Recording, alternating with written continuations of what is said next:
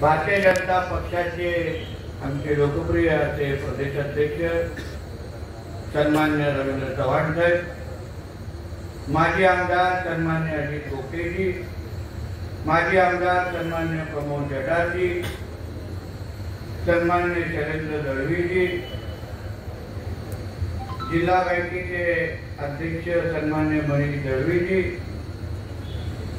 सिंधुदुर्ग भारतीय जनता पक्षाचे आमचे जिल्हाध्यक्ष सन्मान्य प्रभाकर सावंतजी, प्रदेशचे उपाध्यक्ष सन्मान्य अतुल काटेकरजी, मंचावर उपस्थित असलेले सन्मान्य विशाल परब, सन्मान्य कोरगावकर मॅडम, उपस्थित असलेले भारतीय जनता पक्षाचे आमचे सर्व प्रमुख मान्यवर, भारतीय जनता पक्षाच्या सिंधुदुर्गचे सर्व प्रमुख पदाधिकारी, उपस्थित असलेले सर्व बंधू भगिनींनो आणि माझे सर्व तरुण मित्रांनो आणि आमचे पत्रकार मित्र, आज आमच्या विशाल परब यांच्या भारतीय जनता पक्षाच्या जनसंपर्क कार्यालयाच्या उद्घाटनाच्या निमित्ताने आपण सर्वजण इथे उपस्थित आहात. आताच काही वेळा अगोदर आमचे प्रदेशाध्यक्ष सन्मान्य रवी चव्हाण साहेब, आमचे महाराष्ट्र विधानसभेचे अध्यक्ष राहुल नार्वेकरजी आणि आमचे जिल्हाध्यक्ष प्रभाकर सावंतजी आणि आमच्या सगळ्यांच्या हस्ते या कार्यालयाचं आत्ताच उद्घाटन झालेलं आहे. त्यानंतर असंख्य विविध पक्षांचे कार्यकर्त्यांनी आपल्या भारतीय जनता पक्षामध्ये प्रवेश केलेला आहे. आज आपण सर्वजण एवढ्या मोठ्या संख्येने जे जमलेलो आहे, आपल्या मनामध्ये असंख्य प्रश्न आहेत. मनामध्ये येणाऱ्या काही महिन्यामध्ये भारतीय जनता पक्षाच्या कार्यकर्त्यांनी नेमकं काय करावं हे ऐकण्यासाठी आपण सर्वजण इथे आलेलो आहोत. या कार्यक्रमाकडे पाहण्याचा दृष्टिकोन प्रत्येकाचा वेगवेगळा आहे. कार्यकर्ता म्हणून आपले प्रदेशाध्यक्ष इथे आहेत आणि आम्ही सगळेजण, आपण सगळेजण मिळून येणाऱ्या 3 डिसेंबरच्या किंवा 2 डिसेंबरला मतदान आहे, 3 डिसेंबरला मतमोजणी. या निवडणुकीच्या मध्ये भारतीय जनता पक्षाचा कार्यकर्ता म्हणून आम्ही काय काम करावं या बाबतीचं मार्गदर्शन घेण्यासाठी आपण इथे आलेला. हा आपला हेतू आहे. पण ह्या सभेकडे बघणारा दृष्टिकोन असंख्य लोकांचं वेगळं आहे. काही लोक आपल्याकडे आपल्याला मोबाईलवर आपला हा कार्यक्रम फार बारकाईने बघत असतील, निहाळत असतील की काय शब्द वापरले जात आहेत, काय भूमिका मांडली जात आहे. पत्रकार मित्रांचा आणि ह्या जनसंपर्क कार्यालयाचा काही संबंध नाही. त्यांना इथे भारतीय जनता पक्षाच्या जनसंपर्क कार्यालयाचं उद्घाटन आहे, त्याचा काही संबंध नाही. बरोबर आहे. मी असो, आमचे प्रदेशाध्यक्ष साहेब असो, आमचे राहुल नार्वेकर साहेबांना तसं जिल्ह्याच्या राजकारणाबद्दल माहित नाही, म्हणून त्यांचं भाषण व्यवस्थित होईल. पण आम्ही नेमकं काय बोलतो त्याच्यामध्ये आमचा चॅनल चालतंय का, त्याच्यावर हे सगळे रांग लागलेले आहे. यांचा भारतीय जनता पक्षाची काय घेणं नाही. बरोबर आहे. आणि मग लावालावी कशी करायची. काही लोकांनी फोन पण ऑन ठेवलेला आहे, हे माहिती आहे, कारण माझे आमचेच कार्यकर्ते उभे आहेत. मग आमचा कार्यक्रम झाला लगेच फोन करणार, असे बोलल्या तुमचं काय मत आहे, पण चालला आपला चॅनल, आपलं कामच तेवढं आहे. कारण का जिल्ह्याच्या विकासाची आणि भारतीय जनता पक्ष म्हणून आमचा पक्ष किती मजबूतीने ह्या राज्यामध्ये आणि या जिल्ह्यामध्ये काम करतोय. प्रदेशाध्यक्ष म्हणून आमचे रवी चव्हाण साहेब दिवस रात्र कशी मेहनत करताय, आमचे प्रभाकर सावंतजी दिवस रात्र आपला पक्ष कसं वाढवत आहे, याच्याशी आपलं काय लेणं देणं. बरोबर आहे ना. विषय नाव मुद्दामून देतो का सगळ्यांची नाव घेऊ शकत. म्हणून माझं म्हणण्याचं कारणच एवढं आहे की आज आपण जे एकत्र जे जमलो आहे ना, ते कोणाची गिरवण्यासाठी, कोणाला बातम्या देण्यासाठी, कोणाचे लावलावी करण्यासाठी ही पूर्ण हे कार्यकर्ते आमचे जमलेले नाही. पण आमच्या सहकारी विशाल परबनी सावंतवाडीमध्ये आमच्या भारतीय जनता पक्षाचं एक जनसंपर्क असं भव्य असं कार्यालय उभं केलंय आणि कार्यकर्ता म्हणून आमच्यासाठी कार्यालय हे मंदिर प्रमाणे असल्यामुळे आज आम्ही ही आमची भावना आहे. म्हणून उद्या आम्ही कितीही भारतीय जनता पक्षाच्या बाबतीमध्ये कितीही चांगलं बोललो, आमचा राज्य सरकार, आमच्या देवेंद्र फडणवीस साहेबांच्या नेतृत्वाखाली काम करणारं राज्य सरकार किती चांगलं काम केलं त्या 11 महिन्यापासून करते. आम्ही कितीही पोटा जोर जोरात ओरडलो ना, काही येणार नाही, बरोबर ना, काही बातम्यामध्ये येणार. पण तेव्हा कार्यकर्त्यांना सांगेल, येणारे 2 महिने आहेत ना, तुम्हाला फार बारकाईने आणि फार जिद्दीने चिकाटीने काम करायला, कारण आपल्याला विचलित करण्यासाठी, आपल्याला आपल्या मार्गातून कुठेतरी दुसरे घेऊन जाण्यासाठी, अपक्षात लावण्याच्या दृष्टिकोनातून असंख्य प्रयोग सुरू झालेले आहेत आणि होणारे आहेत. काही लोकांनी तर 2-2 महिन्याचे सुपारीचे पॅकेज घेऊन काढलेले आहे. आणि म्हणून आपण विचार करायला पाहिजे की आपण दुसऱ्यांची रेस पुसायची की आपली रेस मोठी करायची, हा विचार भारतीय जनता पक्षाच्या कार्यकर्त्यांचा. कारण का प्रदेश अध्यक्ष साहेब असो, आमचे देवेंद्र फडणवीस साहेब असो, आमच्या राणे साहेब असो, आपण ज्या पक्षामध्ये काम करतोय, आपण कधी ह्या नेत्यांना कोणा दुसऱ्यावर टीका करताना पाहिलंय का? कोणा दुसऱ्यांना त्याच्याबद्दल तू बाबा तू कमी आहे, मी मोठा आहे असं बोलताना कधी पाहिलंय का? अहो, महाविकास आघाडीचं सरकार होतं, आम्ही सगळे विरोधी पक्षामध्ये होतो, विधिमंडळामध्ये आम्ही तेव्हा तिन्ही म्हणजे तेव्हाची शिवसेना, राष्ट्रवादी, काँग्रेस, आमच्या आचार्य देवेंद्र फडणवीस विरोधी पक्ष नेता होते, समोर बसायचे, हे सगळेचे सगळे एकाच्या व्यक्तीवर तुटून पडायचे. आमचे देवेंद्र फडणवीस साहेबांनी काही बोललं नाही. जेव्हा विकेट काढायचे तर सगळ्यांची विकेट काढून टाकायची. हे गुण घेण्यासारखं आहे. कधी बोलायचं, कसं बोलायचं आणि कृतीतून कसं करून दाखवायचं, आजचा संस्कार आपल्याला सन्मान्य राणे साहेबांनी दिलेला आहे. आणि ह्यावर आपण सगळ्या जणांनी काम करायला पाहिजे असं मताचं. निवडणूक आहेत, शेवटी स्वबळाची भाषा होते आणि ताकद भारतीय जनता पक्षाची असल्यामुळे प्रत्येक कार्यकर्त्याला भावना असते की आम्ही स्वबळावर लढून भारतीय जनता पक्षाचाच झेंडावरती फडकला पाहिजे. प्रत्येकाच्या मनात आहे, प्रत्येकाच्या मनात आहे. त्याच्यामध्ये काहीच चुकीचं नाही, काहीच चुकीचं नाही. कारण आपण मेहनत केली आहे. भारतीय जनता पक्ष हा फक्त निवडणुकीसाठी काम करतो का? नाही, पक्षच नाही.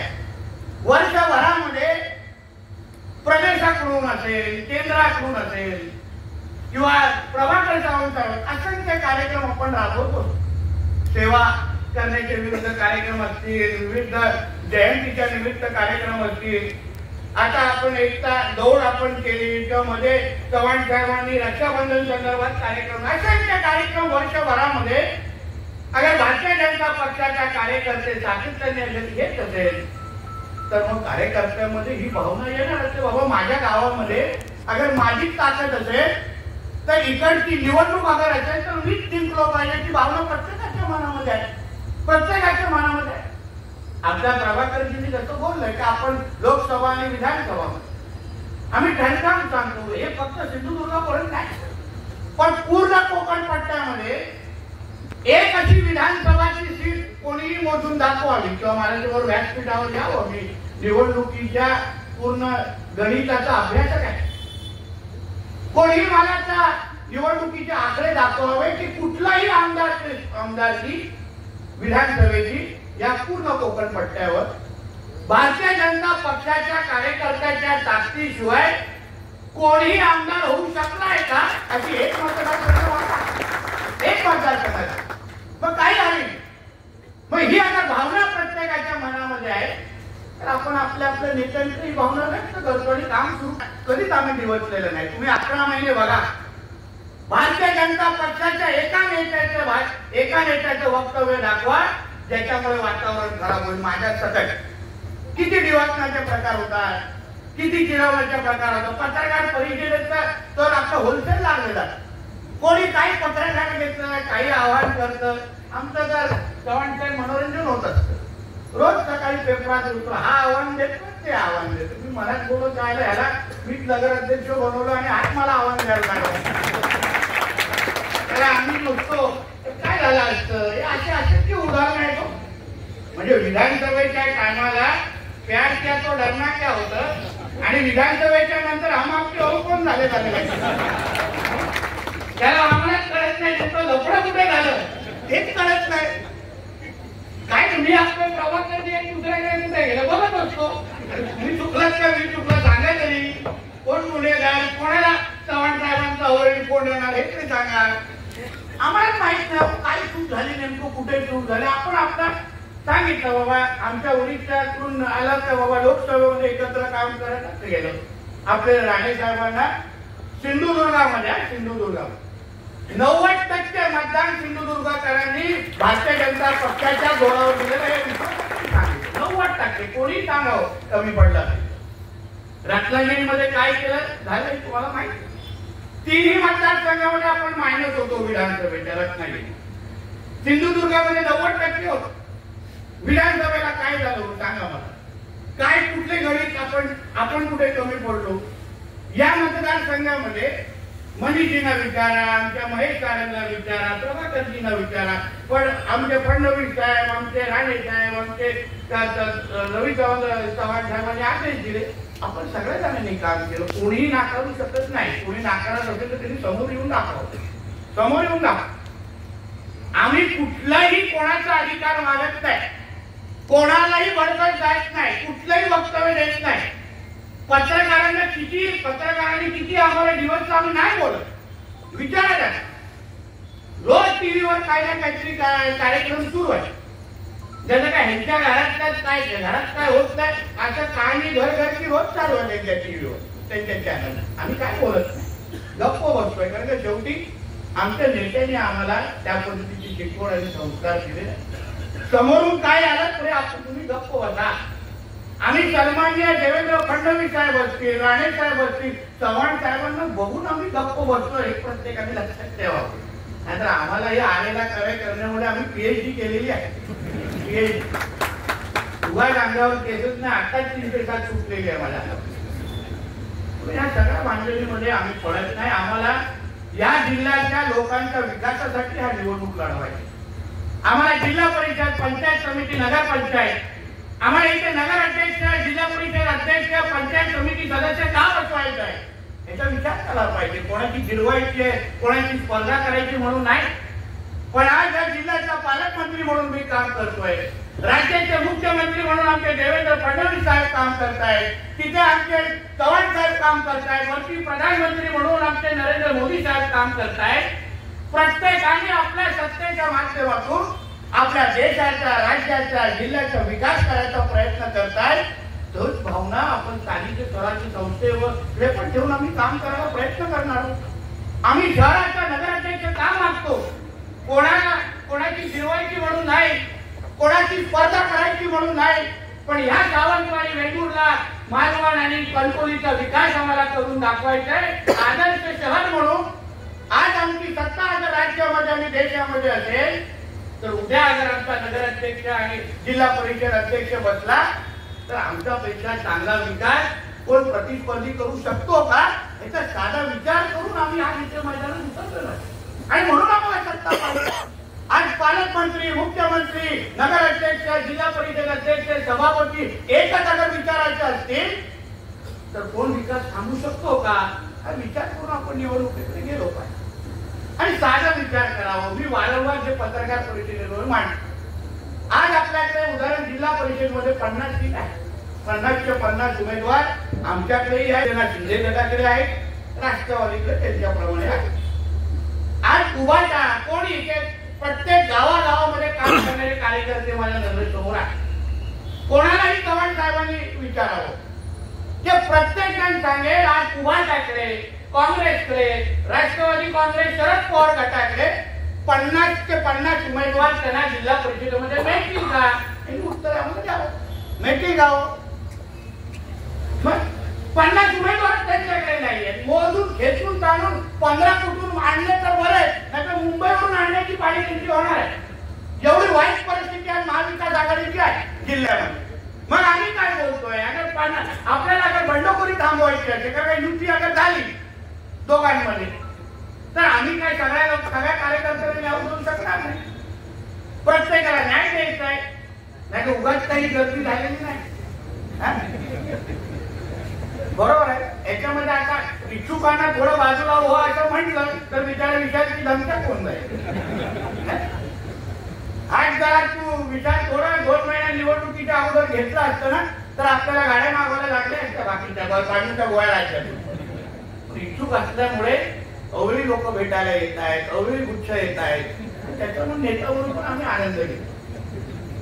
पण तुम्ही सांगा आपल्याकडे एवढी भाऊगर्दी आहे, प्रत्येक मतदारसंघामध्ये किमान 4 ते 5 उमेदवार आज आपल्याला काय वाटतात. 4 ते 5 प्रत्येक जिल्हा परिषद मतदारसंघ. आज नगरपंचायतीकडे बघितलं पण तशीच परिस्थिती आहे. पण आम्ही एवढंच सांगतोय की आपल्याला बंडखोरी थांबवायची आहे. बंडखोरी व्हायला द्यायची नाही. या उभाट्यावाल्यांना, या काँग्रेसवाल्यांना त्यांच्या लायकीत ठेवायचं आहे. जेणेकरून त्यांच्याकडे अगर सीट नसतील तर आपण का आपल्या रेडीमेड सीट त्यांना द्यायचे. आणि आपण अगर त्या पद्धतीने अगर मैत्रीपूर्ण लढलो तर आपण टीका करायचं काही कारणच नाही. सगळे आपलेच आहेत. उगाच आपल्याला या पत्रकारांच्या खटपण कशाला द्यायचं आहे लोकांना. कशाला परत टीका करायचं. हे बोलले असे ते बोलले तसे नाही द्यायचा. आम्ही मैत्रीपूर्ण लढू आणि जिंकल्यानंतर चव्हाण साहेब, फडणवीस साहेब, राणे साहेब हे सगळ्या एकनाथ शिंदे साहेब आम्हाला आणणारच आहेत एकत्र. आम्हाला थोडी लांब ठेवणार. मग अशा परिस्थितीमध्ये थोडं प्रॅक्टिकल जरा म्हणतो, वास्तववादी अगर भूमिका आपण सगळ्या जणांनी घेतली तर मला असं वाटतं प्रत्येक कार्यकर्त्याला त्या पद्धतीचे न्याय भेटू शकतो. आम्हाला ही जाणीव आहे कार्यकर्त्यांची निवडणूक आहे. मग तुम्ही बोलाल तुम्ही लोकसभेला तुम्ही युती केली, विधानसभेला युती केली, मग तुम्ही स्थानिक सभेला पण बरा परिस्थिती बाबा वेगळी आहे ना. तुमची इच्छा असेल तर तोही प्रयोग करू. पण नंतर अगर बंडखोरी जास्त वाढेल मग आपण आम्हाला सांगू नका. म्हणून ह्या सगळ्या गोष्टीचा विचार आज का ह्या पक्ष कार्यालयाच्या निमित्ताने आपण झाले पाहिजे. निश्चित पद्धतीने आपल्या चव्हाण साहेबांना कार्यकर्त्यांच्या मनात काय करणार हा नेता आहे. तसं राणे साहेब पण आहे, तसं फडणवीस साहेब पण आहे. प्रत्येकाला ह्या नेत्याला आपल्याला नेमकं काय हवंय हे चांगल्या पद्धतीने माहिती. म्हणून आम्ही एवढंच सांगतो की आपल्याला कार्यकर्त्यांच्या दृष्टिकोनातून आज ह्या 5 वर्ष म्हणजे आता 11 महिन्या अगोदर आपली सत्ता महाराष्ट्रामध्ये महायुतीची सरकारची आलेली आहे. अजून 4 वर्ष या सरकारची बाकी आहे. 4 वर्ष आणि 29ला परत विधानसभेची निवडणूक येणार आहे. म्हणून या निवडणुकीमध्ये जे काय होईल तो बांधण्याच्या दृष्टिकोनातून, पक्ष परत उभा करण्याच्या दृष्टिकोनातून 4 वर्ष आपल्याला अजून भेटणार आहे. 4 वर्ष आणि मग 29ला परत एकदा विधानसभेच्या समोर जात असताना परत एकदा महाराष्ट्र राज्यावर भारतीय जनता पक्षाचा मुख्यमंत्री बसवण्यासाठी जास्त ताकद ही सिंधुदुर्गातून गेली पाहिजे. या दृष्टिकोनातून आपण कामाला लागू. परत एकदा आपल्या नरेंद्र मोदी साहेबांना पंतप्रधान बनवण्यासाठी भारतीय जनता पक्षाची ताकद जास्त तिथे गेली पाहिजे. या दृष्टिकोनातून आपण ताकद लावली पाहिजे. म्हणजे एका बाजूला आपले नरेंद्र मोदी साहेब, दुसऱ्या बाजूला 29ला परत आपले फडणवीस साहेब. हे झालं तर आपल्या मनातल्या सगळ्याच इच्छा आकांक्षा पूर्ण होणार आहे. म्हणून या दृष्टिकोनातून काम करत असताना आपण सगळेजण अतिशय सकारात्मकपणे काय बातम्या देत आहेत, कोणत्या सोशल मीडियावर काय टाकतंय, कोणत्या व्हॉट्सअपवर काय टाकतं काही बघू नका. त्यांनाही माहिती आहे की भारतीय जनता पक्षाला अगर थांबवायचं असेल तर आपल्या आत्ताच वाद केल्याशिवाय आपल्याला थांबवू शकणार नाही. हे तुम्ही बांधून ठेवा. म्हणून काय ना काहीतरी तुमच्या कानापर्यंत पोहोचवणार. कोण ना कोणतरी असा माणूस पकडणार जो बरोबर मला येऊन काहीतरी सांगणार आणि कोणाची ती कोणी विकेट काढायला. या गोष्टी व्हायला देऊ नका. तुम्ही सतर्क राहा. तुम्ही एक विचार करा की आपल्याला कमळ ह्या चिन्हाच्या त्या दृष्टिकोनातून जास्त ताकद कशी उभी करू शकतो या बाबतीमध्ये तुम्ही विचार करून कामाला लागलं पाहिजे. म्हणून ह्या सगळ्याच गोष्टी मुद्दामून ह्या पक्ष कार्यालयाच्या निमित्ताने मी आपल्या समोर इथे मांडलेले आहे. निश्चित पद्धतीने आपल्यासारखे सुद्धा कार्यकर्ते या बाबतीमध्ये विचार करतील, कामाला लागतील. विशाल परब आणि त्याच्या सर्व सहकार्य मी तुमचं मनापासून अभिनंदन. चांगलं हे शेतूचं कार्यालय उघडलेलं आहे. अतिशय चांगलं उपयुक्त असं कार्यालय आहे. जास्तीत जास्त लोकांनी त्याचा फायदा घ्यावा असेही या निमित्ताने मी आपल्याला आवाहन करतो. मी एवढा विश्वास देतो की आज आपल्या या महायुतीच्या सरकारच्या माध्यमातून गेली 11 महिने आदरणीय देवेंद्र फडणवीस साहेब ज्या पद्धतीने काम करतायत, जे निर्णय घेत आहेत, प्रत्येक वार्डाला, प्रत्येक क्षेत्राला जे आपल्या नेतृत्वाच्या माध्यमातून आदरणीय देवेंद्र फडणवीस साहेब न्याय देत आहेत ते जनतेपर्यंत अगर तुम्ही पोहोचवलात ना, तुम्हाला मतदान पण मागायची गरज वाटणार नाही. अशी निर्णय आमचे फडणवीस साहेब या माध्यमातून घेतले. आपली सरकारने गेले 11 महिने जे काय काम केलंय त्याबद्दल थोडा अभ्यास करून तुम्ही जनतेमध्ये गेलं पाहिजे. निर्णय एकाचा एक बघा. आज सिंधुदुर्ग जिल्हा म्हणून आपण आज प्रत्येक बातमीमध्ये आदरणीय राणे साहेबांनी सुरू केलेलं काम, पण आमच्या रवींद्र चव्हाण साहेबांनी पुढे घेऊन गेलेलं काम, आज मी पालकमंत्री म्हणून तुमच्या सगळ्यांच्या विश्वासाने आपण सिंधुदुर्गाला प्रत्येक बाबतीमध्ये 1 नंबर ठेवण्याचं काम आपण सगळेजण करतो. 2-3 आपण बघतच नाही, प्रत्येक बाबतीमध्ये 1 नंबर. सगळ्या ह्याच्यामध्ये कुठेच तडजोड करत नाही.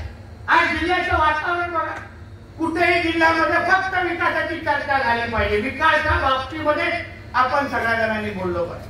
आज जिल्ह्यामध्ये सुरू असलेले सगळे बघा 2 नंबरचे धंदे बंद केलेले आहेत. कधी कधी तुम्ही विचार करा, हा जो काय आपल्याला होणारा जो विरोध आहे ना, हा राजकीय विरोध नाही. खूप लोकांचे ढाबे गणाणलेले आणि खूप लोकांचे धंदेही बंद झालेले आहेत. पण त्यांचे धंदे बंद झाले असले तरी असंख्य घरामध्ये माता भगिनी आज आपल्याला आशीर्वाद देत आहे. याहीबद्दल तुम्ही सगळ्यांनी विचार करून कामाला लागला. म्हणून या सगळ्या गोष्टी मुद्दामून आपल्या समोर मी मांडलेल्या आहेत.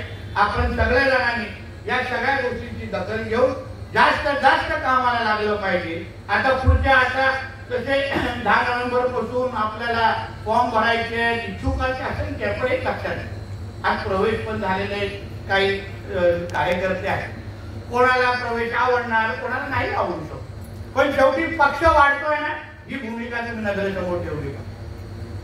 येणारा कार्यकर्ता तो अगर आपल्या पक्षामध्ये येऊन आपल्या भागामध्ये आपले 500 मत 1000 पर्यंत घेऊन जात असेल तर तुम्ही सगळ्या जणांनी त्याला स्वीकारलंच पाहिजे. ही भूमिका घेऊन तुम्ही केलं पाहिजे. आणि आम्ही पण त्याच्यात लाभार्थी आहोत. तुम्ही चिंता करू नका.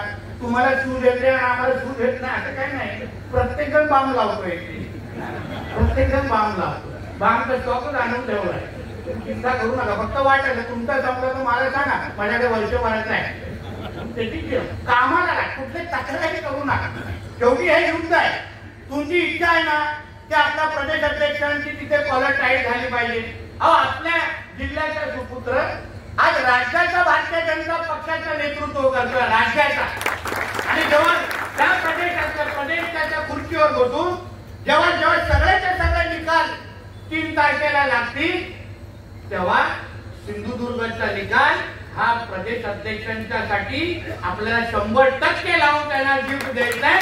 हा दृष्टिकोनातून तुम्ही सगळेजण काम करा. कारण का ते जेव्हा यादी आमच्या फडणवीस साहेबांकडे किंवा वरती आमच्या अमित शाह साहेबांकडे, मोदी साहेबांकडे दाखवतील तेव्हा त्यांना विचारलं जाईल की तुम्हारे सिंधुदुर्ग में क्या हुआ, तो त्यांनी सांगितलं पाहिजे की सर इधर हम 100% भाजप लेके आए, वो हमारा सिंधुदुर्ग है. हे आमच्या चव्हाण साहेबांनी अभिमानाने सांगितलं पाहिजे, आमच्या राणे साहेबांनी अभिमानाने सांगितलं पाहिजे. असं काम तुम्ही सगळ्या जणांनी करावं एवढंच या निमित्ताने सांगतो. इथेच सांगतो. जय हिंद, जय महाराष्ट्र. यानंतर सन्माननीय महाराष्ट्र विधानसभेचे अध्यक्ष राहुल नार्वेकर सर आपल्याला विनंती आहे की आपण आम्हाला संबोधित करा.